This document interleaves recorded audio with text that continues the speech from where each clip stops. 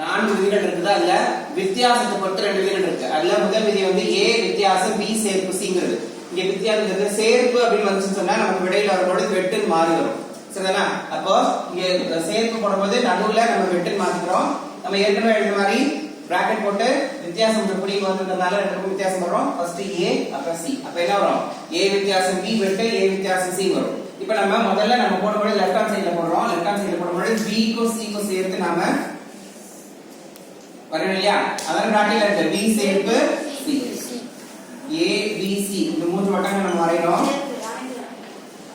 ஏ B C அணைக்கணும். இதுல B சேர்ப்பு C சொல்லும்போது ஏ நம்ம ஏ நம்ம எடுக்க மாட்டோம். பிங்கிற வட்டம் முழுசா எடுக்கணும், சிங்கிற வட்டம் முழுசா எடுக்கணும்.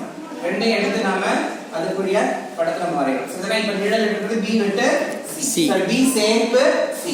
அடுத்து நம்ம என்ன பண்ண போறோம்? ஏ வித்தியாசம் பி சேர்ப்பு சி. நான் ஏற்கனவே சொல்லியிருக்கேன் என்ன இருக்கோ அதை அடிப்படையா வச்சுதான் இரண்டாவது படத்தை நம்ம வரையணும் அப்படின்னு சொல்லியிருக்கேன். முதல் படத்துல நமக்கு என்ன இருக்கு? பி சேர்ப்பு சி அப்படின்னு இருக்கு இல்லையா? சோ இப்ப அதுல இருந்து நம்ம என்ன பண்ண போறோம்? ஏ வித்தியாசம் எடுக்கிறோம். இப்ப நம்ம வித்தியாசமா வந்து சொன்னா நம்ம என்ன பயன்படுத்தி ரெண்டு வார்த்தையை நம்ம பயன்படுத்துவோம். முதல் கணக்கு எழுத மாட்டோம். இதுல முதல் கணக்கு எது இருக்கு? நமக்கு இப்போ ஏல இருக்கிறத மட்டும் தான் நாம எடுக்கணும். ஏற்கனவே நம்ம பி சேர்ப்பு சி எடுத்துட்டோம். அது போக இது ஏ முதல் கணக்குல இருக்கிறது மட்டும் எந்த பகுதி மட்டும் வரும்? இந்த ஏல இருக்கக்கூடிய இந்த கீற்று போல பகுதி மட்டும். சரிதானா? இந்த கீற்று போல பகுதி மட்டும் இருக்கிறது நமக்கு வரும். சரி சரிதானா? ஏல ஃபுல்லா இருக்க கூடாது. ஏல இருக்கிறது மட்டும் சொன்னா இந்த கீற்று போல இருக்கக்கூடிய பகுதி. அடுத்து நம்ம என்ன பண்ண போறோம் பாருங்க. ரைட் ஹேண்ட் சைடு எடுத்துக்கோங்க. ரைட் ஹேண்ட் சைடுல முதல்ல இருக்கக்கூடியது நமக்கு ஏ வித்தியாசம் பி. ஏ வித்தியாசம் பி சொல்லும் பொழுது மூன்று வட்டங்கள். இதுல எது முதல் கணம்? ஏ அப்படிங்கிறது நமக்கு முதல் கணம் இல்லையா? ஏ அப்படிங்கிற முதல் கணம் சொல்லும் பொழுது இந்த சி பத்தி நம்ம கவலைப்படறது கிடையாது. ஏ பி இந்த வட்டம் ஃபுல்லா முழுசா நம்ம எழுதுறோம். அதுல ஏல உள்ளது மட்டும் தான் என்ன வரும்? பி போக மீதி என்ன இருக்குதோ அதை அப்படியே நாம எடுத்துக்கிறோம். இந்த நிலா கீற்று போல இருக்கு இல்லையா? இந்த பகுதியை நம்ம எடுத்துக்கிறோம். அடுத்து நம்ம என்ன பண்றோம்? ஏ வித்தியாசம் சி. அதை எங்க போடணும்னு சொல்லிருக்கேன் நானு. கீழேயே நீங்க போடுங்க. கீழேயே போடுங்க. போடும் பொழுது மூன்று வட்டங்கள் ஏ பி சி அணைக்கணும். இப்ப ஏ க்கு சி க்கு தான் பி பத்தி நமக்கு கவலையே கிடையாது. ஏ க்கு சி க்கு தான். இதுல நம்ம எதை எடுக்கணும்? ஏ மட்டும் தான். அப்ப எந்த பகுதி? ஏ மட்டும். கீழ இதுல பி நம்ம சேர்த்துக்கிறோம். எது வராது? சி கூடிய பகுதி இந்த பகுதி மேல் பகுதி மட்டும் மேல் கீற்று பகுதி மட்டும் நாம எடுத்துக்கிறோம். சரிதானப்பா? இப்போ அடுத்து நம்ம என்ன செய்யணும்? ரெண்டுக்கும் பொதுவானது எடுக்கணும். ஏ வித்தியாசம் பி வெட்டு ஏ வித்தியாசம் சி. அப்படி பார்க்கும் பொழுது பொதுவானது ரெண்டு படங்களையும் பொதுவான பகுதியை மட்டும் நாம எடுப்போம். சரிதானா? ஏ பி சி ரெண்டு பகுதியும் பொதுவா இருக்கக்கூடியது எதுன்னு பாருங்களேன். இந்த இதுல பார்க்கும் பொழுது இது காலியா இருக்கு, இங்க ஃபில் ஆயிருக்கு. ரெண்டாவது படத்துல பார்க்கும் பொழுது இந்த சி பகுதி காலியா இருக்கு, இங்க ஃபில் ஆயிருக்கு. அப்ப அந்த பகுதியை நம்ம உள்ள மட்டும் ஃபில் ஆயிருக்கு நம்ம எடுக்க கூடாது. ரெண்டையும் பொதுவா இருக்கக்கூடிய பகுதிங்கிறது என்ன? இந்த பகுதி மட்டும்தான் இல்லையா? இந்த பகுதி மட்டும்தான். சரிதானா?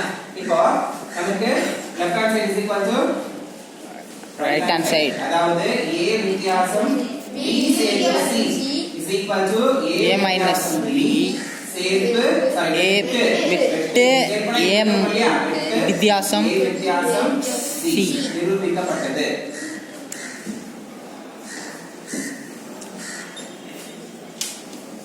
இப்ப இத நம்ம ஞாபகத்துல வச்சுக்கிட்டு ஒரு ஸ்லோகன் நம்ம எழுதணும். என்ன எழுதலாம்? உள்ளுக்குள்ள இருக்கு பாருங்க, குத்த வச்சிருக்கு இல்லையா? குத்த வச்ச மாதிரி யூனால குத்த வச்சதான் போட்டோ எடுக்க இல்லையா? குத்த வச்சிருக்க மாதிரி இது இருக்குது, கேள்வியில இருக்குது. குத்த வச்சா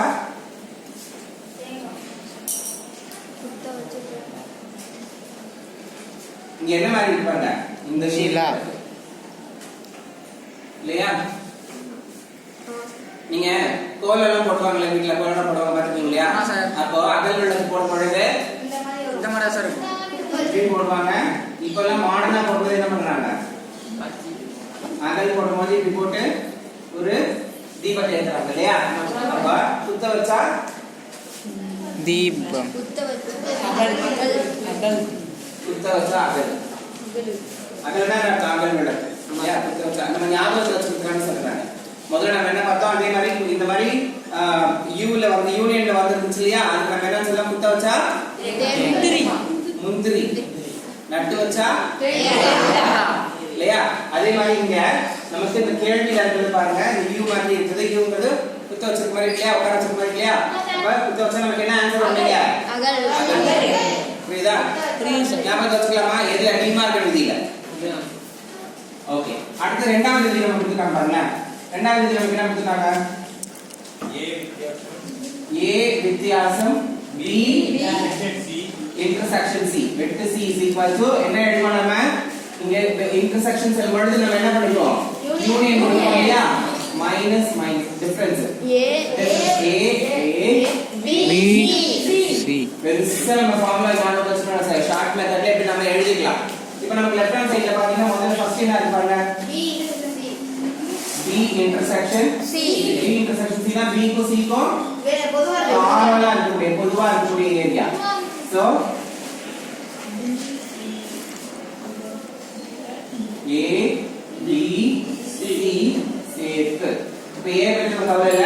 B C இந்த ரெண்டு வட்டங்களையும் பார்க்கும் பொழுது ரெண்டுக்கு பொதுவான பகுதி என்னவோ அதை நாம போடுவோம். சரிதானா? அடுத்து நம்ம என்ன பண்ணணும்? A difference B union C. A difference B union C. அதாவது முதல் கணத்தில் உள்ளதை மட்டும் நாம் எடுத்து வரைவோம். சரி, அதுக்காக முதல் கணத்தில் உள்ளது மட்டும் நாம எடுத்து எழுதுவோம். A B C. இப்போ நம்ம ஏற்கனவே என்ன போட்டுருக்கோம்? இந்த பகுதி போயிடுச்சு. அப்ப அதை நம்ம எடுக்க முடியாது. ஏதா அந்த பகுதி எடுக்க முடியாது. மீதா இருக்கிறதுல என்ன இருக்கு சொல்லுங்க பாப்போம். A குரிய பகுதி எது வரைக்கும் வரும்? இந்த நடு பகுதி வராது. நடு பகுதி வராது. இதா எந்த பகுதி மட்டும் தான் வரும்? கால்வாசி முக்கால்வாசி ஃபுல்லா வந்துடும். கால்வாசி மட்டும் அதுல வராது. அதே மாதிரி நீங்க பாருங்க, ரைட் ஹேண்ட் சைடு எடுத்துட்டீங்கன்னா A difference B. A difference B ன்னு சொல்லும்போது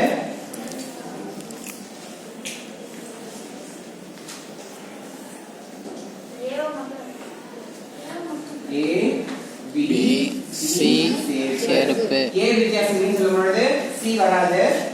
A யும் B மட்டும் இங்க போட்டோம் இல்லையா? அதேதான் இங்க நமக்கு ஒரு படத்தை நம்ம தெளிவா தெரிஞ்சுட்டோம்னா இன்னொரு படம் போடுறது நமக்கு ஈஸி. சரிதானா? அதே மாதிரி A வித்தியாசம் C என்னன்னா வரும்? அதேதான் இல்லையா? அதே படம் தான்.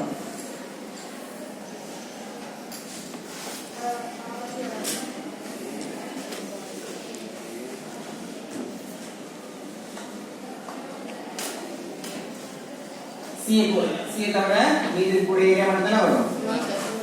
சோ இந்த பகுதி இப்போ நம்ம என்ன பண்ணணும்? ரெண்டையும் சேர்க்கணும் இல்லையா? A வித்தியாசம் B சேர்ப்பு A வித்தியாசம் C. A difference B union A difference C. சேர்க்கணும் சொல்லும்போது நம்ம என்ன பண்றோம்? முதல்ல இருக்கக்கூடிய படத்தை வரைஞ்சுக்கோங்க. ஃபர்ஸ்ட் இருக்கக்கூடிய படத்தை வரைஞ்சுக்கோங்க.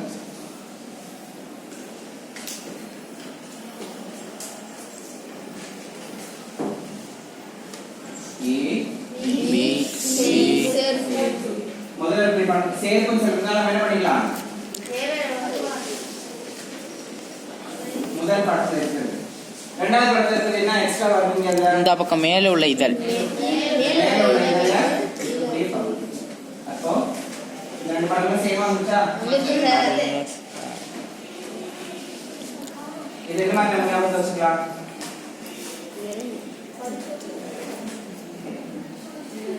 நட்டு வச்சா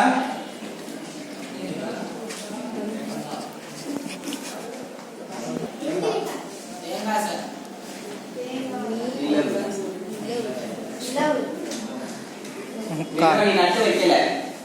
ஆனா என்ன பண்ற? நட்டமா தானே பார்க்கணும். அப்ப என்ன சொல்லிக்கலாம்?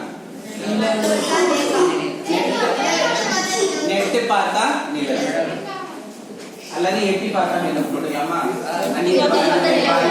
நட்டு வச்சுருந்தா வரணும்லடா.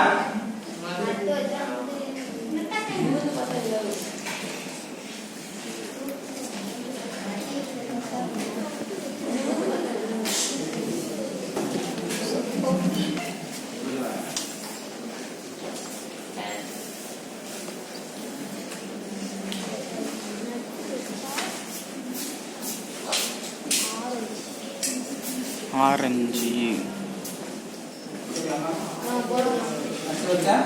ஆரஞ்சு சொல்ற மாதிரி இருக்காது. ஆரஞ்சு சொல்ற மாதிரி இருக்கும்ல, ஆரஞ்சு சொல்ல இருக்கும் இல்லையா, அந்த மாதிரி இல்லையா? அப்ப நம்ம ஞாபகத்தை வச்சுக்கிறது தானே. நட்டு வச்சா ஆரஞ்சு நட்டு அந்த ஆரஞ்சு எடுக்கணும்னா என்ன பண்ணுவோம்? விதைய நட்டு வைப்போம் இல்லையா? விதைய நட்டு வச்சு வச்சதானே வர வரும் உங்களுக்கு. அப்ப நட்டு வச்சா இது குத்த வச்சா அகல் கிடைக்கும். இங்க ஆரஞ்சு நமக்கு விடையா கிடைக்கணும். புரியுதா? எழுதலாமா? அப்ப என்ன வரும்? LHS is equal to RHS A வித்தியாசம் B is equal to A வித்தியாசம் B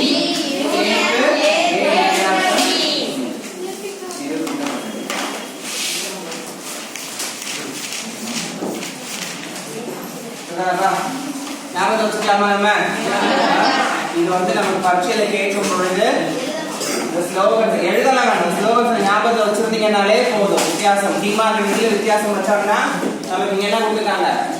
புத்தகம் மாதிரி இருக்கு. ஆன்சரு அகல்ல வரணும். ஏன்னா நல்லா ஞாபகத்தை வச்சுக்கோங்க. வெண்படத்தை பொறுத்த வரைக்கும் ஒவ்வொரு படத்திற்கும் ஒவ்வொரு மார்க் உண்டு. ஒவ்வொரு படத்துக்கும் ஒவ்வொரு மார்க் உண்டு. நீ ஃபர்ஸ்ட் போடுறத போட்டுருவ. இந்த ஆன்சர்ஸ் ரெண்டும் உனக்கு ஞாபகத்துல இருந்துச்சுன்னு சொன்னா, இது தப்பா இருந்தா கூட இந்த ஆன்சர்ஸ் ரெண்டும் உனக்கு ஞாபகத்துல இருந்துச்சுன்னா மொத்தம் 3 மார்க் ஈஸியா கிடைச்சிடும். அப்ப இந்த ஸ்லோகனை நீ ஞாபகத்துல வச்சிருந்தா இந்த ஒரு படத்தை வரைஞ்சிட்டேன்னா இந்த படமும் சரியா வந்துடும். 2 மார்க். ஃபர்ஸ்ட்ல சேர்ப்பா வெட்டாங்கிறது நம்ம போட்டுக்கலாம். அப்ப மொத்தம் ஈஸியா நமக்கு 3 மார்க் கிடைக்கும். புரியுதா? நல்லா போடுறவங்க எல்லாத்தையும் போட்டுருவீங்க. நல்லா போடுறவங்க எல்லாத்தையும் போட்டுருவீங்க. இந்த ஆவரேஜ் லெவல்ல இருக்கிறவங்களுக்கு அட்லீஸ்ட் இதை மட்டுமாவது நம்ம தெரிஞ்சு வச்சிருக்கோம்னா நமக்கு 3 மார்க் குறைச்சது கிடைக்கும். அப்படிங்கிறதுனால தான் நான் என்ன சொல்றேன், இந்த வார்த்தைகளை நான் சொல்றேன். புரியுதா? அதனால சும்மா கடமைக்கு தான் சொல்றான்னு நினைச்சிட்டு அந்த நான் இது சேர்ப்பு வெட்டு அதை சொன்னதை ஞாபகம் வச்சிருக்காத மாதிரி இது ஞாபகம் வச்சிருக்காம விட்டுறாதீங்க. அதையும் ஞாபகம் வச்சுங்க. சேர்ப்புனா என்ன? சேர்ப்புனா என்ன? சேர்த்து வெட்டுனா என்ன? வித்தியாசம் என்ன?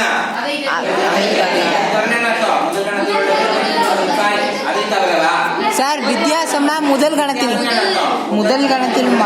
மட்டும், அதை தவிர எது கொடுத்துட்டாங்களோ அதை தவிர அன்னைக்கு என்ன இருக்கோ அதை எடுத்து எழுதுவோம். சரிதானே? சோ அந்த 4 சென்டென்ஸ் ஞாபகம் வச்சிருந்த மாதிரி கன பங்கீட்டு விதியில நட்டு வச்சா முந்திரி, தேங்காய், நட்டு வச்சா தேங்காய், குத்த வச்சா சரிதானே? அதே மாதிரி இங்க டிமார்க் விதியில குத்த வச்சா அகல்வே, எழுதிடலாமா? ஈஸியா மார்க் 5 மார்க் வாங்கிட்டு போயிடலாம்.